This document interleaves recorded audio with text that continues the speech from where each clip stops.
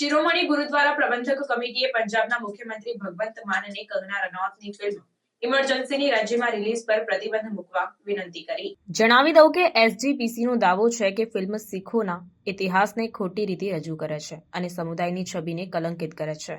એસજીપીસીના પ્રમુખ હરજિંદરસિંહ ધામીએ ફિલ્મ અંગે કડક આક્ષેપ કરતા જણાવ્યું કે આ ફિલ્મ ઐતિહાસિક સત્ય, ખાસ કરીને 1984ની ઓપરેશન બ્લુ સ્ટાર અને શીખ વ્યક્તિત્વોની છબીને ખોટી રીતે રજૂ કરે છે। તેમણે ભારપૂર્વક જણાવ્યું કે આવી ખોટી રજૂઆત શીખ સમુદાયની ભાવનાઓને ઠેસ પહોંચાડી શકે છે।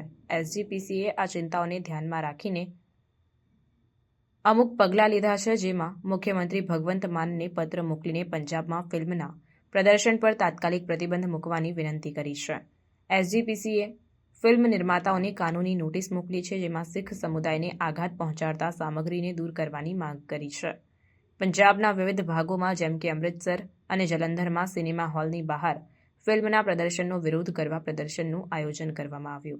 એસજીપીસીએ સ્પષ્ટ કર્યું કે તેઓ કલાત્મક સ્વતંત્રતાનું સન્માન કરે છે, પરંતુ તે ઐતિહાસિક સત્યને વિકૃત કરવા અથવા ધાર્મિક ભાવનાને ઠેસ પહોંચાડવાના ખર્ચે ન હોવું જોઈએ। તેમણે રાજ્ય સરકારને વિનંતી કરી છે કે ફિલ્મની સામગ્રીને કારણે ઊભા થઈ શકે તેવા કોઈપણ સામાજિક વિવાદને અટકાવવા માટે તાત્કાલિક પગલાં લે।